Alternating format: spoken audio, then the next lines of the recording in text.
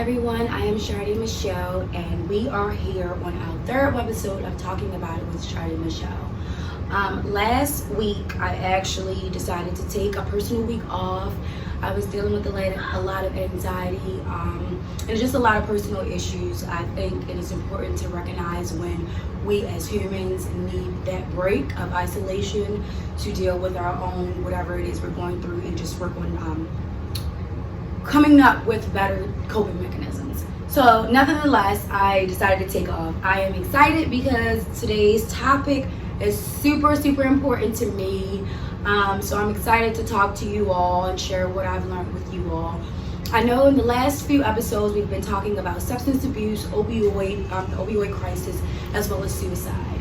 Now today's topic ties in with all that because when we talk about opioid abuse or substance abuse or suicide, two things that are commonly linked, one thing that commonly links all of them together is mental illness. We spoke about how there's a stigma on mental illness. So today I wanted to just dig a little deeper and just educate you all on some things that you probably don't know. Now, we all know mental illness or disorder, as I like to say. It's a health condition that affects the way you think, act, and behave. Think, act, and feel, sometimes it's a combination of all three. So a lot of times we don't recognize these changes within ourselves because it's hard to see when it's been something we've been doing so consistently and subconsciously. So when we talk about mental illness, we know there's a stigma, but we know there's a huge range of mental illnesses. The one that we're going to talk about today is depression. Depression is one of the most common mental illnesses that way more people are dealing with than we like to believe. So I wanted to talk about depression, talk about what some people think depression is, talk about what depression actually is, how to recognize it within yourself and others, how to cope with it and things of that nature. Okay, so depression. Like I said, depression is a mood disorder that causes persistent feelings of depressed mood or sadness. Okay, I'm reading it because I want to read the medical definition to you all. Okay, it also is when you lose interest in activities that once were very interesting for you. Okay, you don't want to do the things you love to do. You don't want to hang around the people you love to hang around because you're in this depressed state. Okay, so depression actually affects an estimated 1 in 15 adults in any given year. Okay, 1 in 6 people, which is 16.6%, will experience depression at some time in their life. Okay, so depression is very common. We like to think that we're not depressed, and that's okay if you feel that way, but it's probably more people around you that are depressed than those around you that are. Okay, so depression in women and men, it's very, the symptoms are a little different. We know with women, we feel guilt. We feel guilt about things we didn't do, things we did do. On top of it, we don't eat or we overeat, which means we're gaining too much weight or we're losing too much weight, which then affects our self-esteem, which affects us feeling like we're not good enough, and it just trickles down. It's a trickle, right? And then when we talk about men, they're just tired. We know when men are depressed, they're more irritable, they're more prone to substance abuse and things of that nature. So it's different signs to look for in both. However, depression is along with mental health in itself, it's not a black and white thing. Right? It's a lot of gray areas. It's very complex. So just because I'm saying these women, when you see these symptoms in women, it means that you won't see the same symptoms in men and vice versa. One thing I will say about us women though, our depression, we're more likely to feel depressed during our menstrual cycle, okay? We're already dealing with those hormones, which then fluctuates everything else that we're feeling. And that's just major reason why when it's around that time of the month, and even when it's not that time of the month, but particularly around that time of the month, we need to be really double dosing on the self-care. Okay, so we need to be double dosing because we're already prone to the depression because of the hormones that we go through each month. Now, I wanted to talk to you all about ranges of depression. So when I say that it's not black and white, I mean it.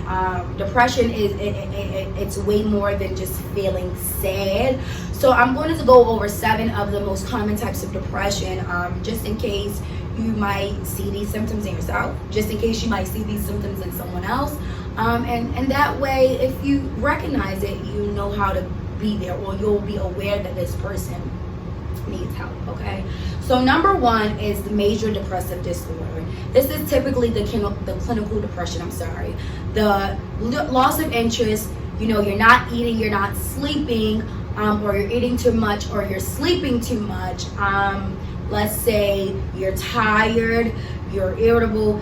The thing about depression is most of the symptoms are similar, but it's the way that you got to look at the surrounding effects. That's why I said it's very complex, and that's why I also took a break last week, because I knew that this was the upcoming episode, and I wanted to really take the time to really research, because I don't want to give out any information that's misleading, because like I said, when it comes to depression, there's such a wide range. I can't just tackle clinical depression and not the other common ones. Okay, so the first one is the clinical depression. Number 2, it's persistent depressive disorder. Okay, it's similar to clinical depression, however, your symptoms are more mild. So you might still feel the hopelessness, the self-esteem issues, the excessive eating, excessive sleeping. However, it's not as severe or frequent as it is when it's clinical depression. Okay.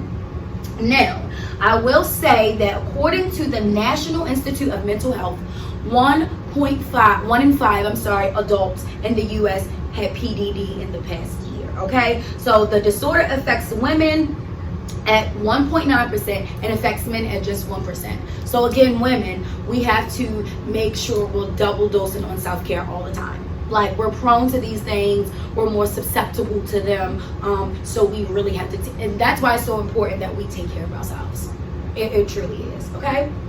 Number 3, bipolar disorder. Bipolar disorder, another mental illness that's very complex.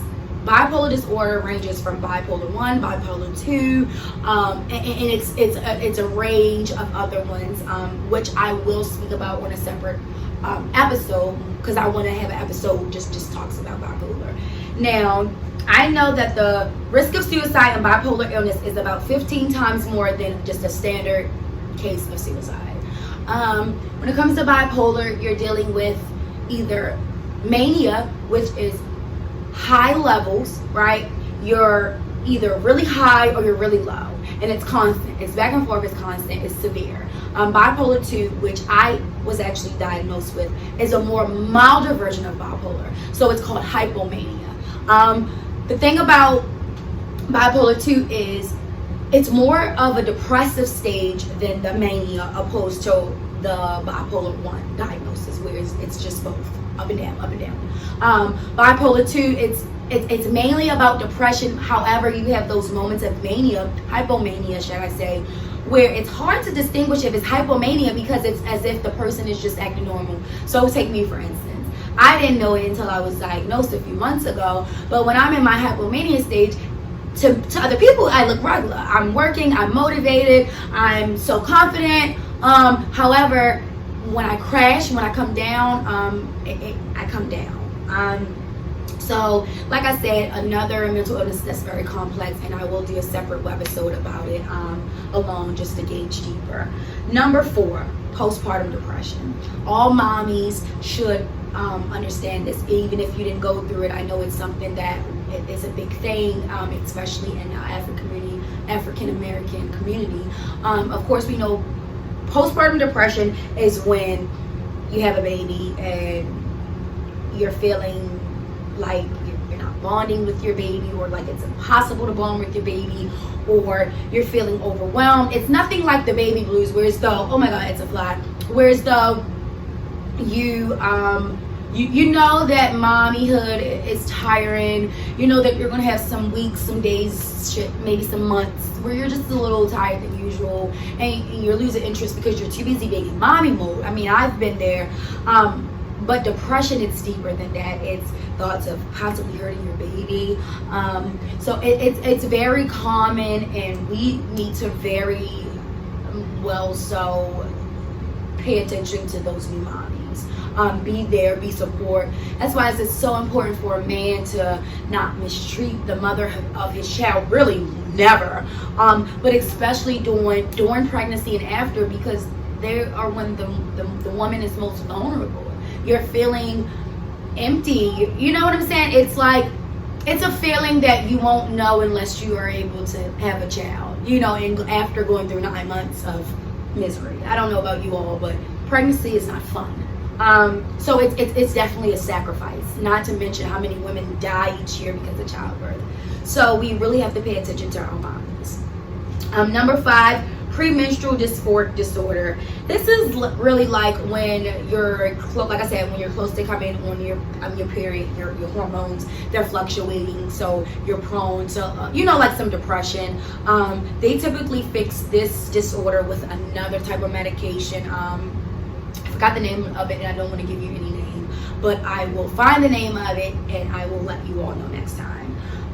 Number 6, seasonal, what in the world? SAD, seasonal affective disorder. I'm sorry, I couldn't even read my own handwriting.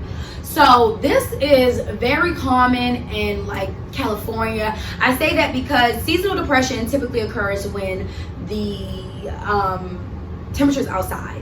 It's very seasonal, and it's believed to be, that's why when it starts getting colder, we're dealing with the holidays, we're dealing with family more than usual, we're already dealing with the cold months, on top of the way the time the sun comes out. All of that is part of seasonal affective disorder. So it's typically really common in those areas like California, the eastern regions, things like that.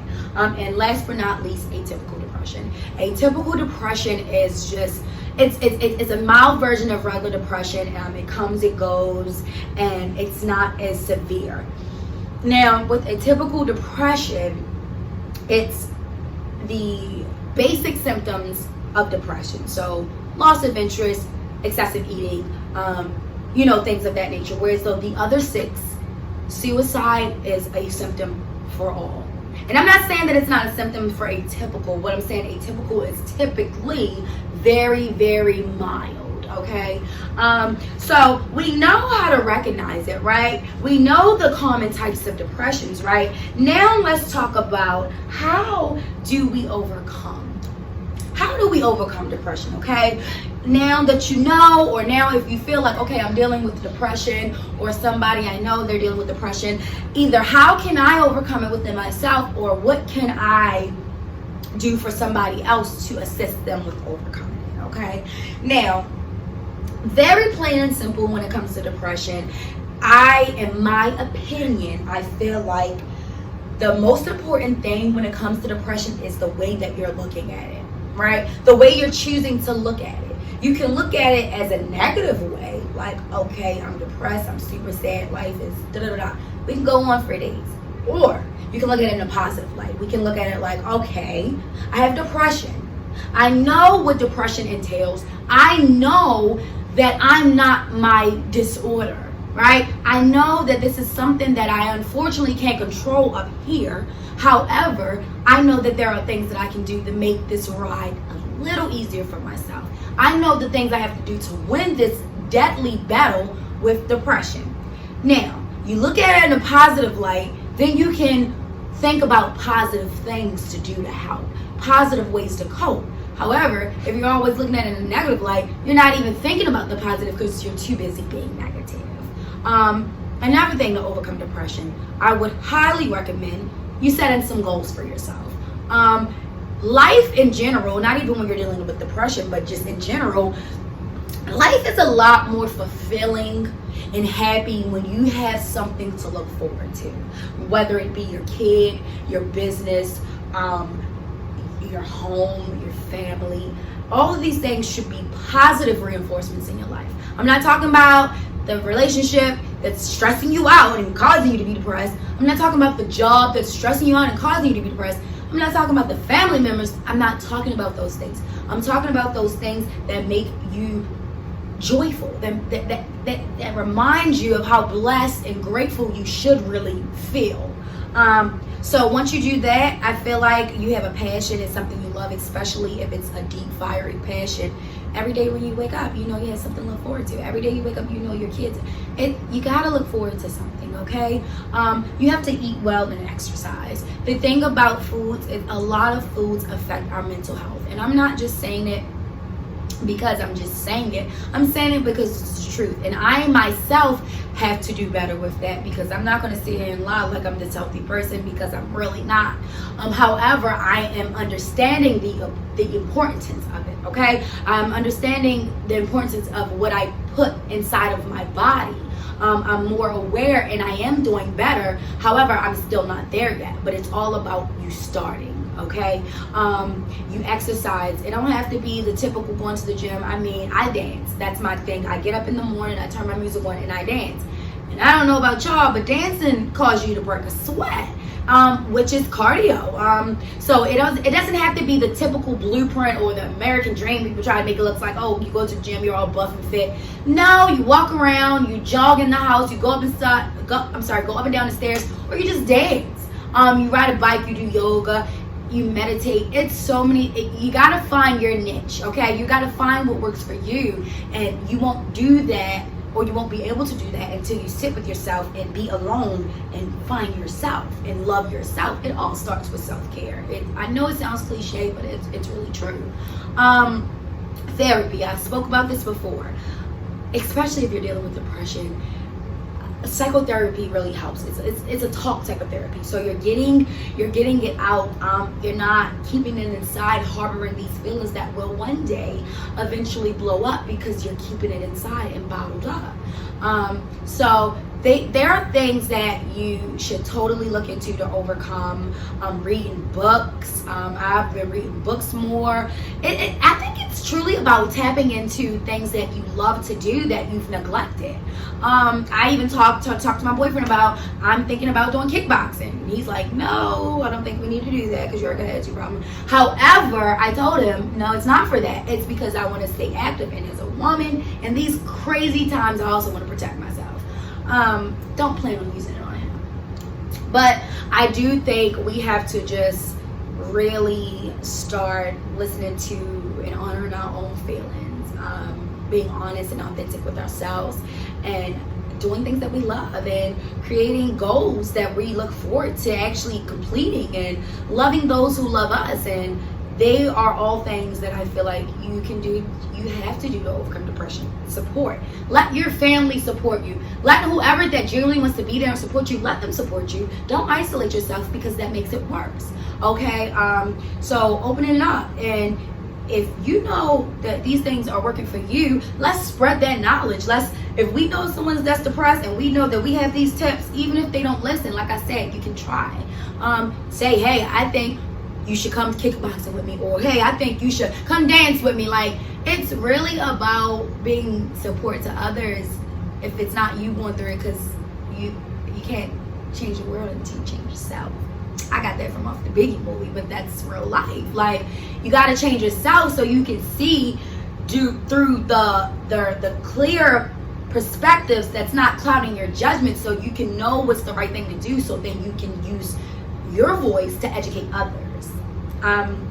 So that's what we can do to not overcome depression within ourselves, but also helping someone suffering from depression.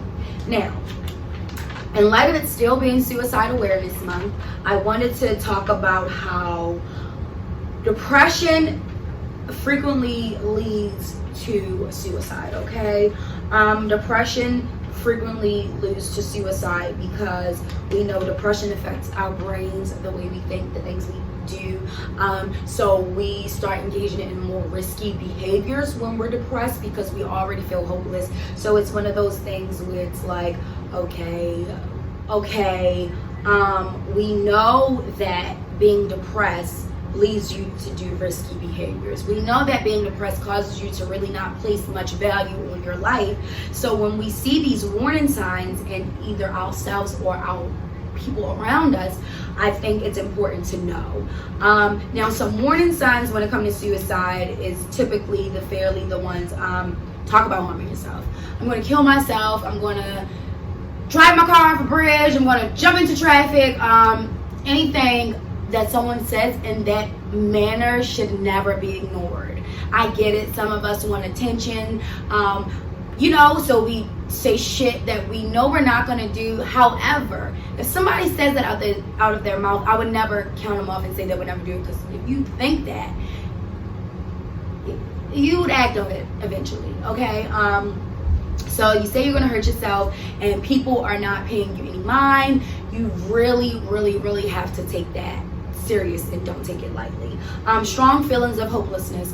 If you have someone that feels like, okay, nothing's going to get better, what's the point?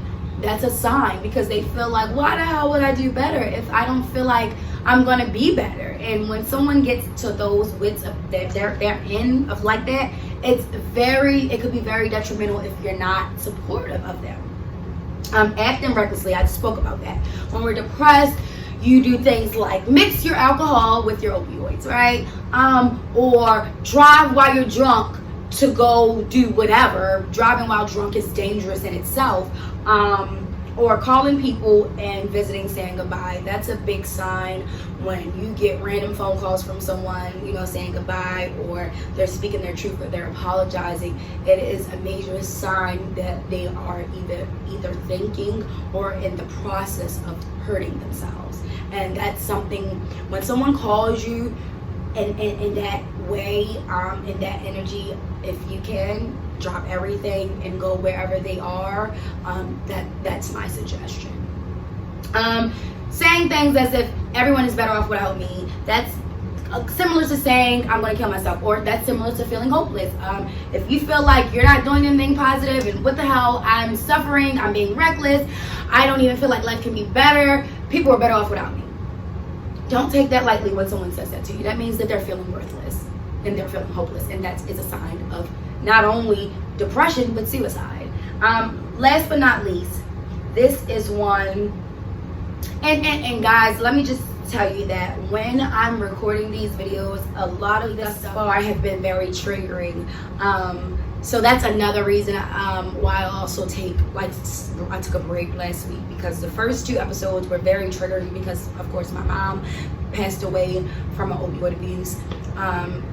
I don't know, I said it wasn't intentional, but she's not here, so I really don't know, but that's what we're going with.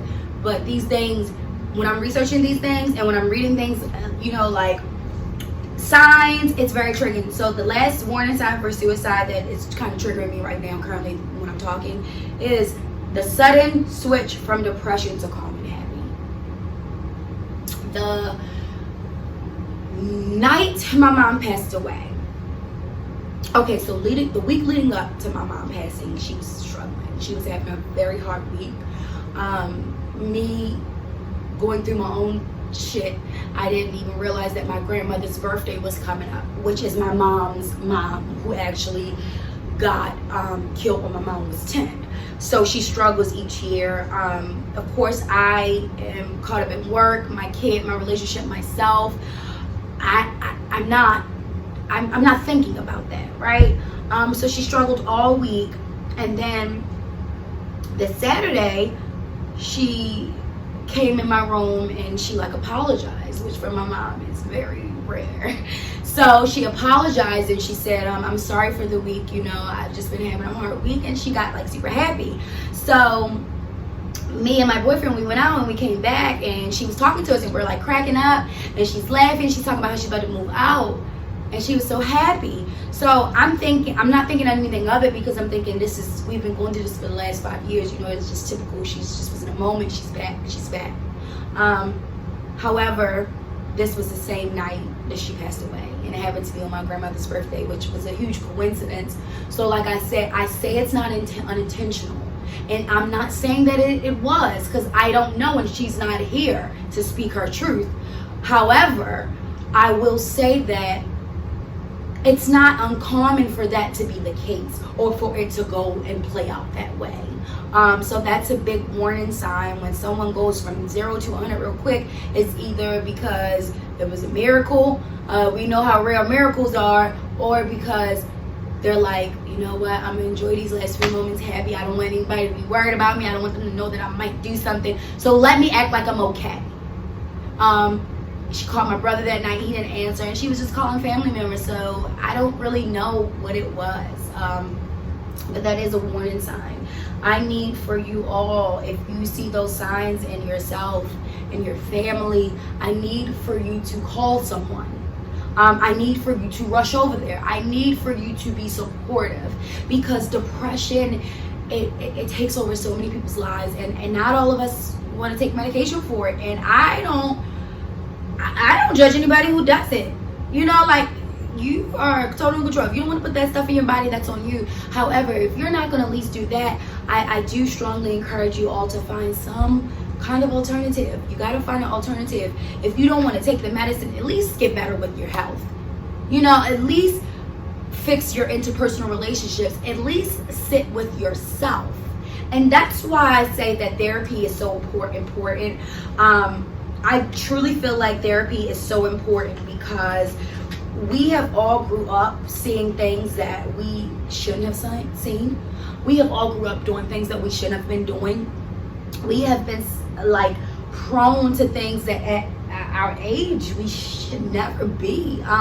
So yes, by the time we get older, we are dealing with post-traumatic stress disorder. We are dealing with depression. We are mad as hell. You know, we have every right to be mad. However, we can't play that martyr role any longer, because clearly we see they don't give a damn about us. Okay? So the only person that's gonna give a damn about you is you and the people around you. We can't count on society or the government or anybody to really give a fuck about what we're going through. And excuse my language, but this is how serious it is to me. And I do have a problem with my mouth, and I'm working on it. However, even though I suggest everyone go to therapy, I don't suggest you go until you're ready to be honest with yourself.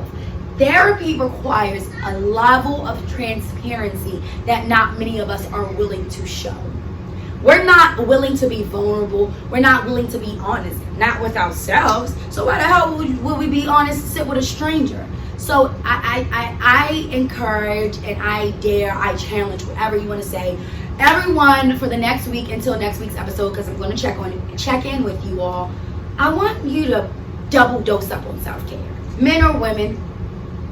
Women, you know, we got to do a little more because we dealing with the hormones. But men, I want you to do the same thing. Go do some shit that makes you happy. Go be around people that makes you happy. Go do something that you used to love to do in your childhood that you really haven't had the time to do. You know what I'm saying?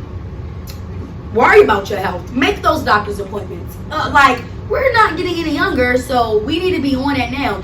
And on top of it, you want your kids to have a good example of how they should move, how serious they should take their wealth, their self-care. Like, with my daughter, I tell her it's very imperative that you have alone time. Sometimes she's going to be all up in my room all day, especially with this virtual training. I have to tell her, Kennedy, I need some alone time. And she understands. She goes in her room, she lets me have my alone time, and I tell her, you should go have some alone time too. Go dance. She loves to dance. She's just like me, you know. But you got to learn how to be alone. Shit, you know what I'm saying? So this is something that I'm still learning, and I want her to see that. I want her to see these good habits so that when she gets older, she's accustomed to it. It's not even something that she has to think about.